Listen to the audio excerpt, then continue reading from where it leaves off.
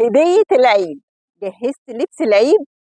طيب جهزت المكياج اللي هتداري بيه عيوب بشرتك في العيد؟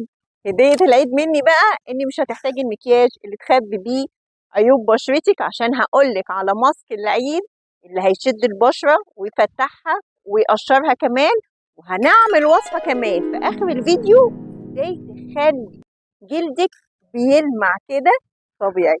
لا وربنا ما انا متكلمه، قلب حلو زي قلبك، واحفظي الفيديو واوعي تنسيني بدعوه حلوه في الكومنت، واللي ما بتحبهاش ما تمنشنهاش، خليها تروح تحط طبقات من المكياج وبرده عيوب بشرتها هتبقى باينه. ابعتي الفيديو ده لنفسك على الواتساب عشان هقولك المصف بتفاصيله.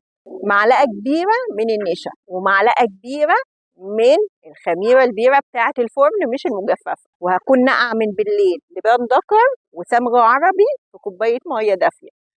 هاخد المحلول ده ادوب بيه النشا مع الخميره لحد ما قوامه يبقى كريمي، هتفرديه على بشرتك، واول ما ينشف بزيت جوز الهند تبتدي تدلكي بيه بشرتك كلها، هيعمل معاكي سكراب كمان.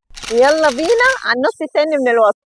النص التاني من الوصفه اللي هيخلي بشرتك بتبرق. ابعتي الفيديو لنفسك. زبده كاكاو خام مع زيت جريسين نباتي وبس كده، هترطبي بيهم بشرتك من مرتين لثلاثه ليله العيد. هديه العيد.